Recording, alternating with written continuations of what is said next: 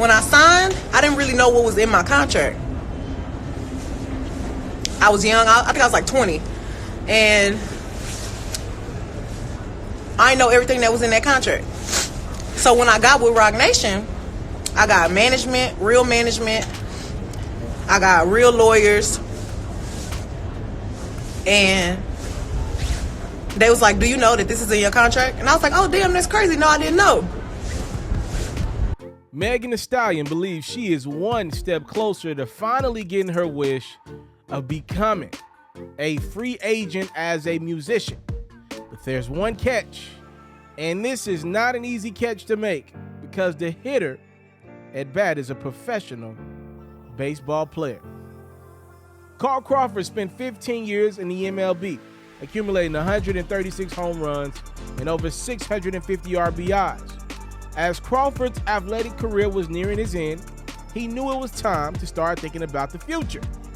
He returned to his hometown of Houston, Texas, looking to help energize the Houston rap scene. He said, when I retired, I realized Houston rap was still kind of slow. It was a good time to jump in. I started 1501 the next day. I had to sit back and humble myself and learn something that I knew nothing about. Carl will get some of that knowledge from one of the most respected in the game, Rap-A-Lot Records' own J. Prince. Crawford would take that game and find a young Megan Thee Stallion on social media, telling his business partner at the time, T. Ferris, to go out and find her and see if he could sign her. I just saw rawness, something different. Her sound was unique. In Houston, we had never had a rapper embrace sexuality like she did. Most of the girls in Houston wanted to rap like the dudes. This was the first time I saw a girl from Houston dancing and rapping. Carl would end up signing a 20-year-old Megan Thee Stallion. In 2018, Carl's 1501 label would ink a deal underneath 300 Entertainment, a bigger label. In 2019, Megan would make an additional deal of her own, announcing that she had signed a deal for management with Jay-Z's Roc Nation. Megan said, I thought I was coming to meet the leader, and it was just going to be the Roc Nation staff like showing me around.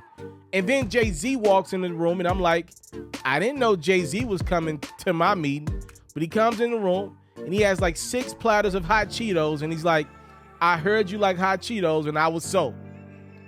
After getting with Roc Nation, Megan says one of the first things the team did was look over her contract with her label, 1501. When I signed, I didn't really know what was in my contract. I was young. I think I was like 20. And I didn't know everything that was in that contract. So when I got with Roc Nation, I got management, real management. I got real lawyers. And they was like, do you know that this is in your contract? And I was like, oh, damn, that's crazy. No, I didn't know. So I'm not mad at 1501. I wasn't upset because I'm thinking in my head, oh, well, everybody cool. We all family. It's cool. It's nice. Let me just ask them to renegotiate my contract. Soon as I said I want to renegotiate my contract, everything went left. Like, it just all went bad. It all went left. So now they're telling her that she can't drop no music. It's really just like a greedy game. Like, it's really just real greedy. Wasn't trying to lead a label. Wasn't trying to not give nobody money that they feel like they entitled to. I just want to renegotiate some. I'm not a greedy person. I'm not a person that like confrontation. I'm not a person that's like, I work with everybody and I'm nice and I'm real family oriented. And I see the that people that can't be saying about me. And I'll be like, damn, well, since you got so much to say, why you just won't tell them? Why you mad? You mad because I don't want to roll over and bow down like a little and you don't want to renegotiate my contract.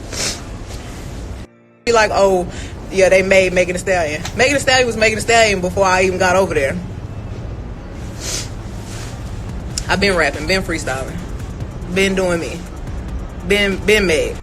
It was Megan who finally thought she'd be getting her freedom away from 1501 by fulfilling her album requirements. In October of 2021, she released a 45-minute project entitled Something for the Hotties that mainly comprised of older freestyles that 1501 didn't think was enough to be considered a real album, so they refused to count it. So earlier in 2022, both sides sued each other, which has become a common theme in the midst of this feud. Numerous lawsuits surrounding the business, or lack thereof.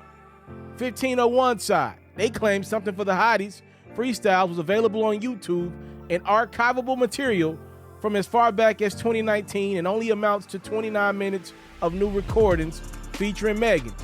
Claiming Meg's contract dictates she must include at least 12 new master recordings of her studio performances of previously unreleased musical compositions to get credit for an album under her contract, while Megan's team continues to fight back, claiming that the only requirement for album status under her, quote, unconscionable 2018 contract is that it not be less than 45 minutes in length.